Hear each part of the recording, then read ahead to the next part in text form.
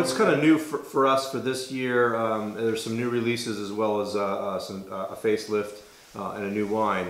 But so essentially back in February this month, we actually bottled our 2014 Malvasia Bianca and our 2014 Rosé.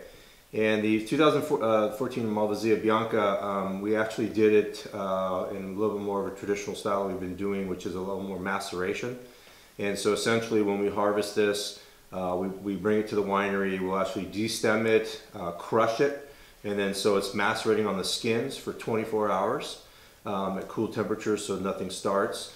We then put that in the press, press it out, goes into stainless steel to ferment, and it stays on the lees for an extended period of time. So essentially it goes into a tank and stays in that tank.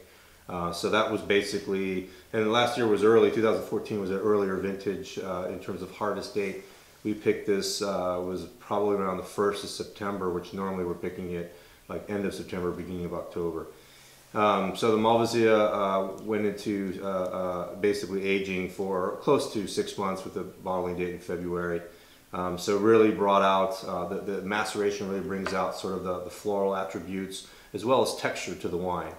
This Malvasia is lighter as a grape, is a lot more floral as a grape, and so what I wanted to do is build a little bit more sort of grittiness or feeling on the palate so that you felt like there was a lot more going on in terms of complexity.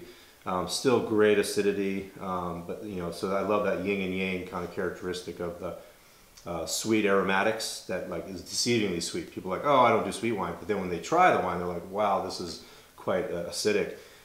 So it kind of brings in the double punch on that, and I love that about that wine because I think it pairs well with these things like fried calamari.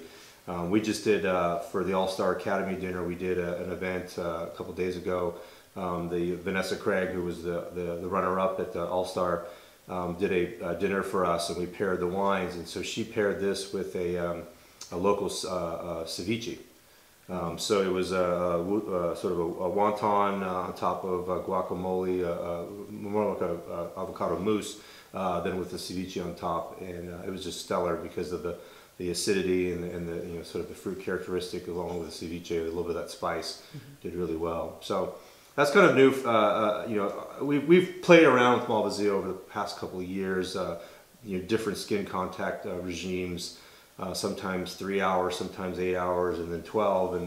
And we've honed it down into what we think is a magic number is 24. I think if we go too far, it starts to get a little bit more too phenolic, and you might get some astringency, which we're not looking for.